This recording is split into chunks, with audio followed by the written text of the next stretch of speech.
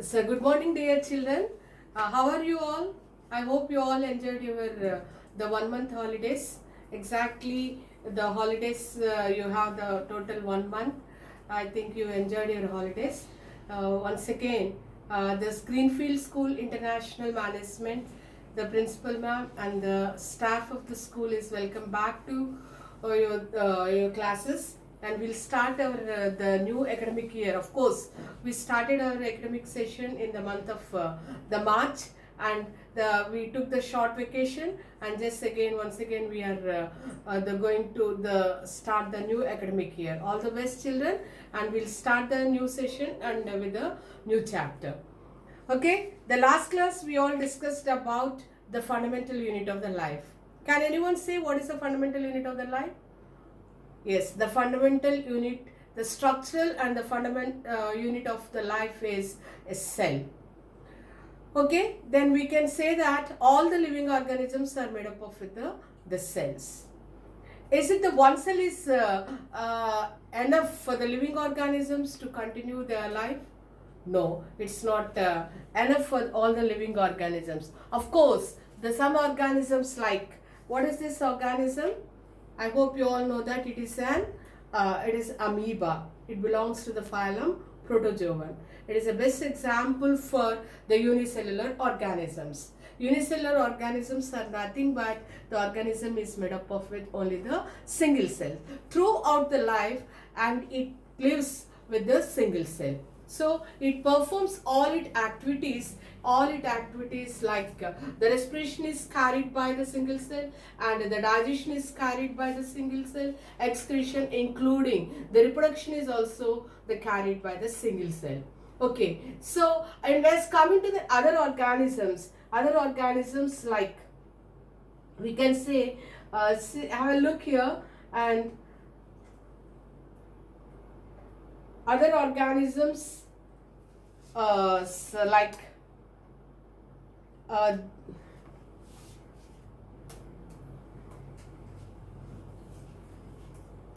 other organism like as if you see the cat,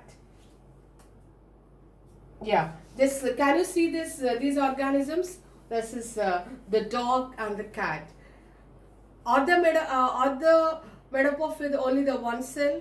No. And all these organisms are made up of with the many cells, and these organisms we'll consider them as an multicellular organisms. Okay, yes. So with these two examples, it is clear for you the living organisms cannot perform with all the living organisms cannot perform with the work with the single cells. There is a need for fusion of the cells. So for example, that particular topic only we are going to the new chapter that is called as the tissues. We are going to study the lesson tissues, how these tissues will be formed, and actually what are called as the tissues. The cluster of cells we will consider it as an tissue. Okay, so we can say like this: cells organized and form the tissues. So is it the one tissue or the two one tissue? No, it's not like one tissue, and we can consider, or we can say that is a cluster of tissues. We can say, for example, where we'll see the cluster of tissues means in multicellular organisms we'll see the cluster of tissues. Unicellular organisms is an example is an amoeba, and it is throughout the life, and it remains with single cell. Okay, and I said already the single cell, with the single cell it perform all its action. What are those actions? Like respiration, reproduction, excretion, all this carried by the single cell. Whereas coming to the multicellular organisms like as the cat and the dog, these organisms are having many the cells. Okay, all these cells, and we can consider that the cells will be organized to tissues, organized, and they form the tissues. And tissues organized and they'll form, like I said, organ. All the organs they kept it in an organ system. When all the organ systems are there, and then we can see there is an organism. When the organism is there, organism is going to develop, like I said, the population, ecosystem, universe, the biosphere, so on like that. So the life of the living organism begins with the single cell, and single cell organized and form the cluster of cells, and these cluster of cells only we are considering as the tissues, we can say that.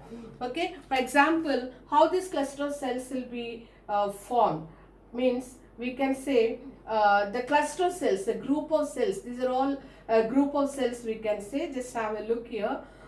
See the all the here we can see the nervous tissue, the muscle tissue, and epithelial tissue, and so on.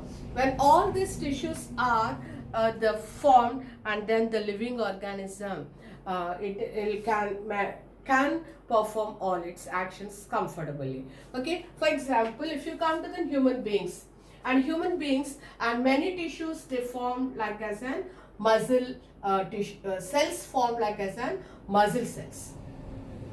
Okay, the cells are formed like as a tissue, and if you come to this the muscle tissue or the muscle cell, what is its function?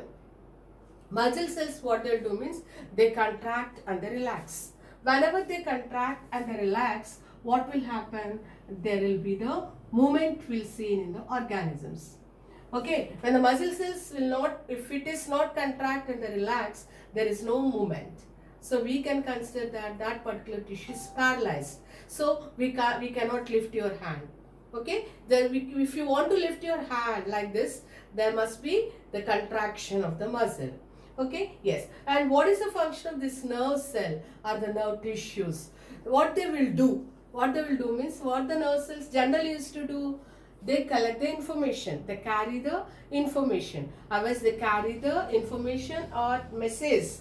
They carry the message to the brain, and brain takes that message, receive it and analyze it, and again they send back to that particular muscle or the particular point, so that it will be work according to that.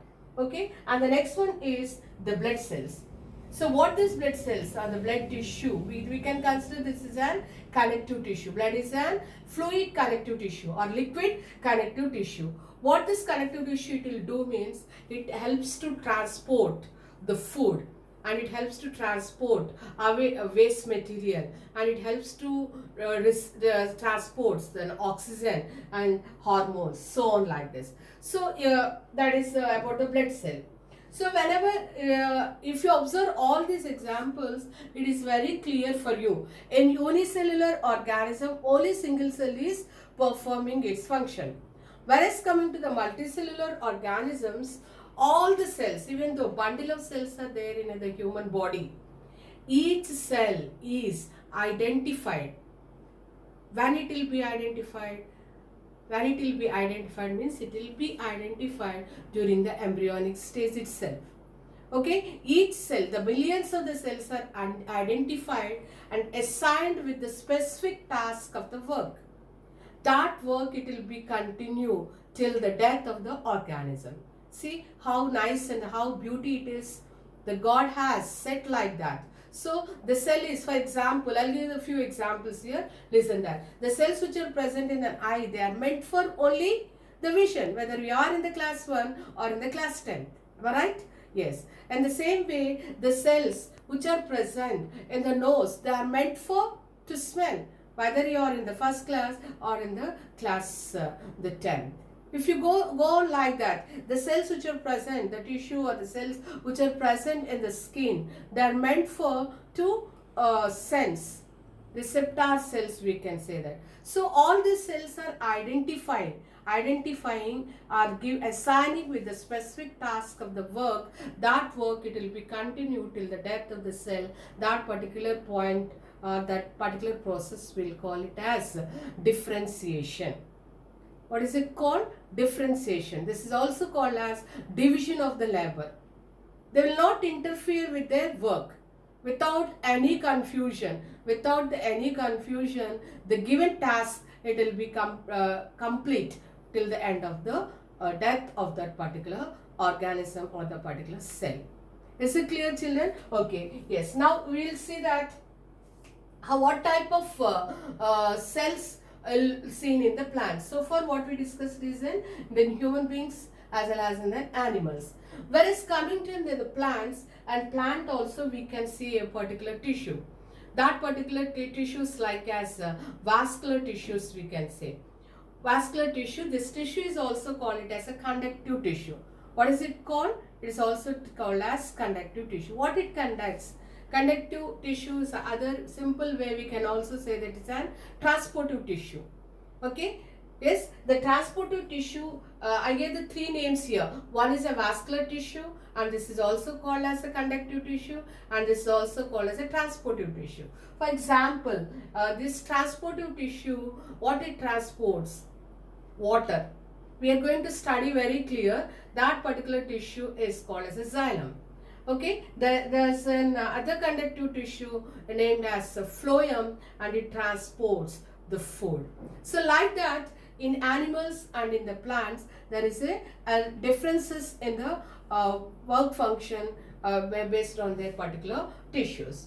Okay, so we can now just let me say about a short note. What is the difference between the plant and an animal? Obviously, you all know that the plant is the stationary. See, just have a look on the plant. If it will be the stationary, it will be fixed. It is the fixed to the particular point. Otherwise, we can also say that it's a non-motile organism. It will not move from one place to other place. And there's another term also, we can say that it is a sedentary organism. Three terms I said. One is it is a stationary, or it's a fixed, or it is a non-motile, or we can also say that plants are sedentary. They're attached to the soil with the help of the roots. Okay, whereas coming to the animals, they are highly movable. So they are motile in nature. They are non-sedentary organisms. They are not stationary organisms. Okay, these are the differences you studied maybe in our earlier classes also. Just once we'll go back. Okay, whereas coming to the energy levels, the plants they consume very little energy, whereas animals they require the more energy for to satisfy to do all their activities. Okay, yes, most of the cells are the tissues which are present in a plants are the dead tissues. Whereas coming to the animals, they are the living tissues. Okay, of course, some certain reasons there we can notice the dead tissue also in human beings, and we'll discuss that later. Okay, yes. So now we're coming to the growth. In plants, the growth it will be in the limited regions.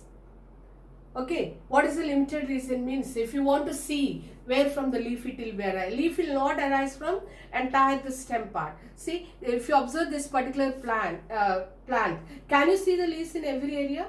No, we don't see the leaves in every area. Can you find the leaf here? There are no leaves. Only in the upper region there is a leaf. There is a name for that particular region. We'll go. I'll explain later. Okay. Yes. So the regions are in the limited regions only we can see the growth. But in animals, the growth will be not in the limited area. It is in the uniform. What does it mean? How you can learn that? How you can learn that means when the human beings are they're in embryonic stage itself, when the embryos start developing, all the vital organs it will be start slowly develops in the fourth month of the embryo or the third month fetus onwards we can see the growth. So both the hands they uniformly they grow. Okay, I hope it is clear for you. Not in the right hand in the long length and the left hand in the short length. Both will be grow uniformly. The growth in the animals it will be uniform growth. We can say that. Okay, yes. Let's come to the other difference between the plants and animals. Throughout the life there is a growth in the plant. Example, so mostly we'll see on the roads what the people used to do, electrical department people. When the plant is growing, when it is touching to the electrical wires, what they will do? Just they'll trim it and they'll cut it. After a few days, again there will be the growth. Again the branches will come. Okay, so with this it is clear for you, in the plant the growth occurs throughout the life till the death of the plant. Okay, but in animals and in human beings, growth will not take place. Of course, widthwise the growth it may occur in the human beings, but not the lengthwise growth. When all the regions are developed, the growth will be stopped. We don't see the further growth in the human beings. Of course, certain regions, For example, if you cut the nail, again they may grow. If you remove your hair, again we may get. If you lost your skin while you get hurt or anything, you get back your skin. These are the few examples where there is a growth. But if you lost your finger, will you get back? No. If you lost your hand, will you get back? No. There is no growth like that. So the growth, it will be stopped after reaching the regions. Okay, children. These are the main introductory points for the lesson, the tissues. Okay, yes. So in this lesson we are going to study the two subtopics. What are the topics we are learning here means, first we'll discuss about the plant tissues, and the next topic is an animal tissues. Okay, let me explain about the plant tissues. Today as coming to the plant tissues are further classified into two groups. What are the two groups? Means the plant tissues are classified like as growing tissue, or the subtopic is the plant tissue.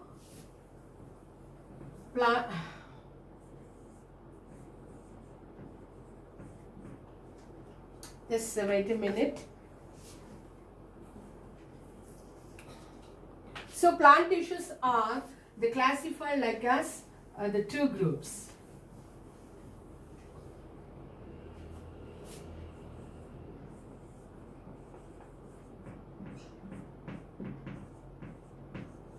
Okay, the first one is growing tissue. This is also called as growing tissue, or we can say meristematic tissue. Growing tissue or meristematic tissue. Second one is permanent tissue.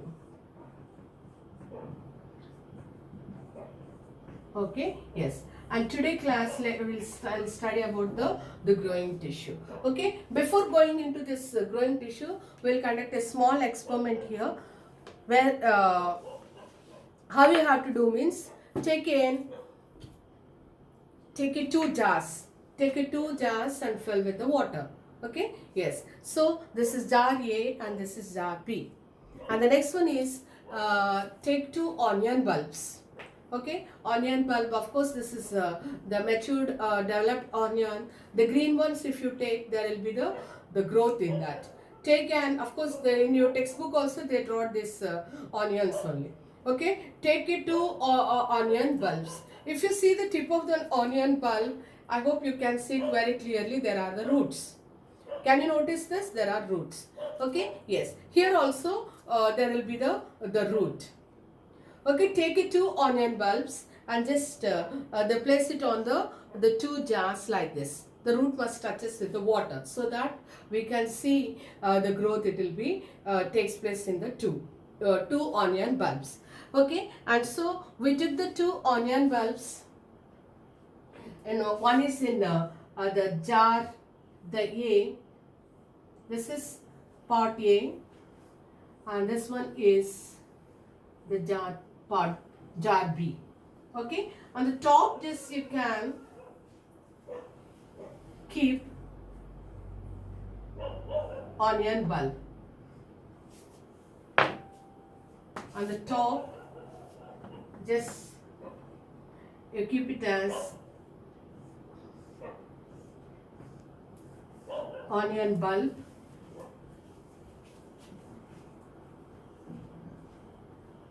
Okay, yes, the roots are growing like this. Yeah, here also we can see the roots.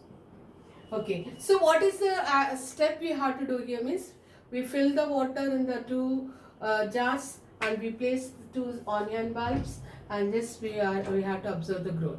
After 4th day, just you come, if you notice it, and the root, the length of this the roots it will be increased, the lengthwise increased. And the second day, after the noticing, this just you have to maintain the day 1, okay, day 2, until day 5, just you take the length of the measurements of the root. Okay, this is jar A, and next one is jar B. Okay, in the day wise, if you how the length it will be, you have to observe. So before measuring the length of the roots, 5th day, first we placed it and we leave the 2 onion balls like that.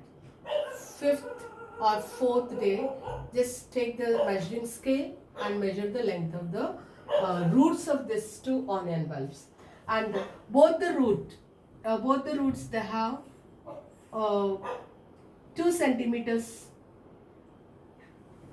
The root is there, 2 centimeter root.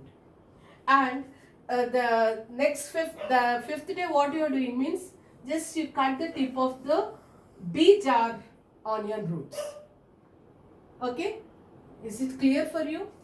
First we place the 2 onion bulbs, we left like that at least 4 days, and 5th day we measure both the roots, and both the roots are having the same length, that is the 2 centimeters.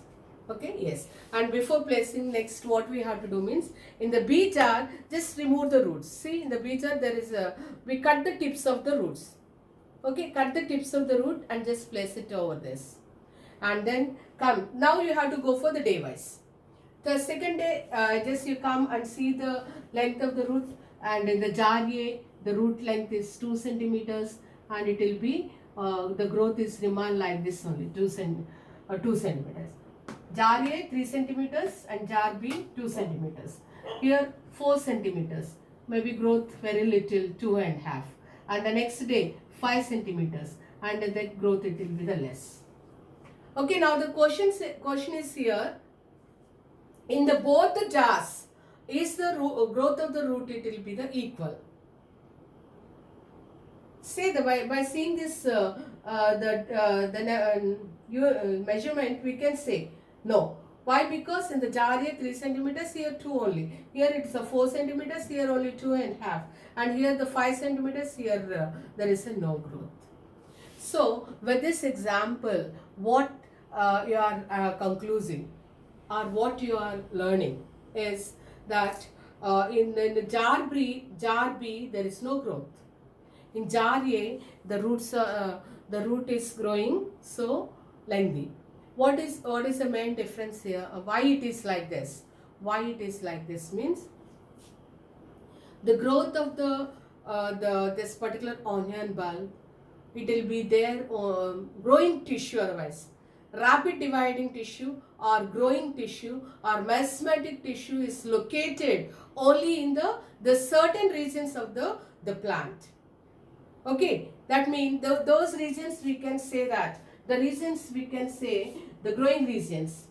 The growing regions are shoot tip,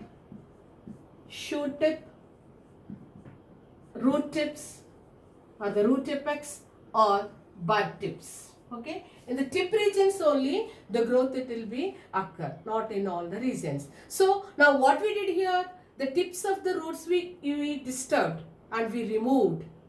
Here it is not an removed. This is an not touched. Without disturbing, these roots are growing. And here we cut the roots. Obviously, what is happened here? There is no growth. Why? The rapid dividing tissue, or we can also say that is a growing tissue, or scientifically we'll say that the meristematic tissue is removed. That is the reason in the jar B there is no growth. Is it clear, children? Yes. So now according to this, by this experiment, and we can say the tissues are again, the permanent tissue is again divided into 3 types. What is that? Let me say. Okay. Yes. The first one is the permanent tissue.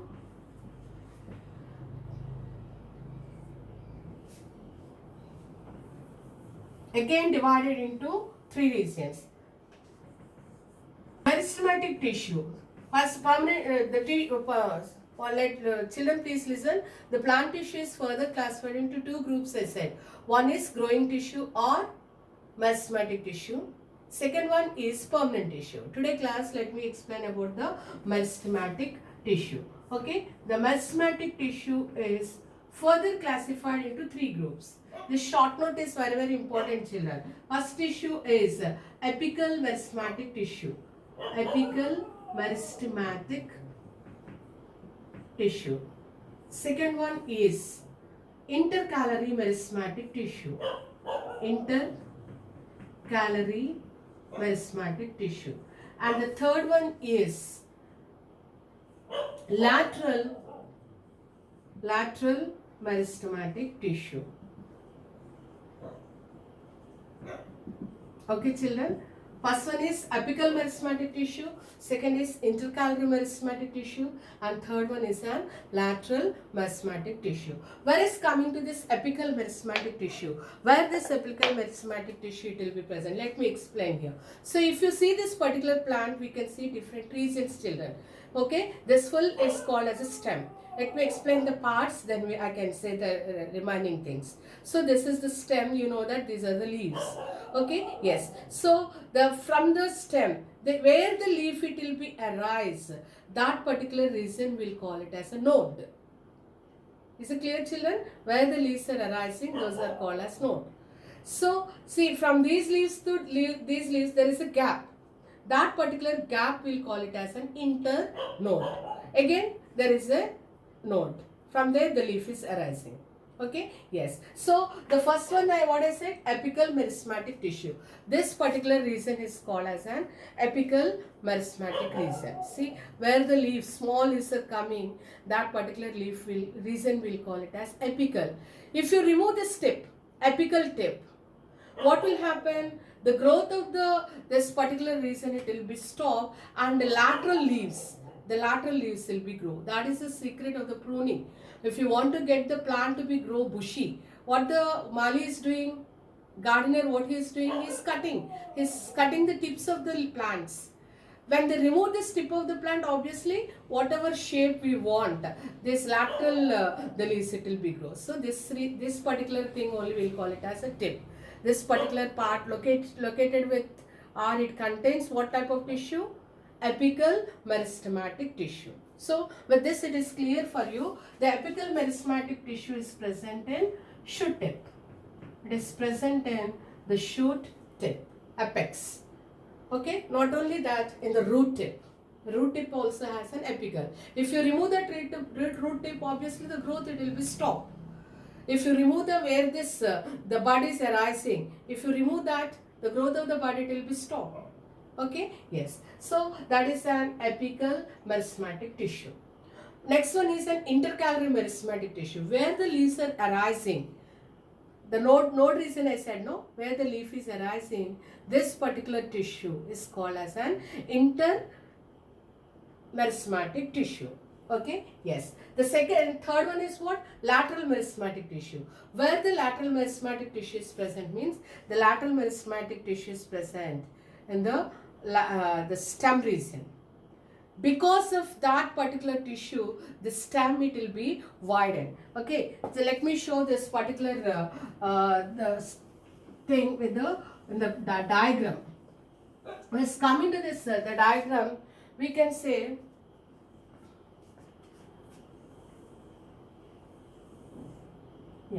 so like this we can see. Okay, this particular region, the tip region has apical meristematic region, apical tissue this is. Okay, and this particular tissues, okay, from where the leaf will be arise. Okay, this region we can say that intercalary. This is intercalary meristematic tissue. See, if you see this particular region, how it is, or obvious, all the time we can see the leaf it will be like as broad in the lower region, again narrow and again broad. Okay, this particular tissue we'll say this is an lateral meristematic tissue. With the help of this, what will happen? Circumference. we can say the main function of this lateral meristematic tissue is girth. Girth of the plant.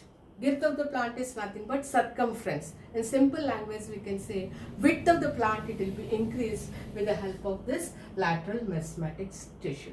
Children, I hope it is very clear for you. In the today class, we discussed about, I gave an introduction and we discussed with the differences between the plants and animals, and we did a small activity, that is how this growth of the meristematic tissue takes place, and I also explained different types of the meristematic tissue, apical, intercalary and lateral meristem with the help of the diagram. Just I'll send the key points, children. Have a good day and continue to read the work. All the best.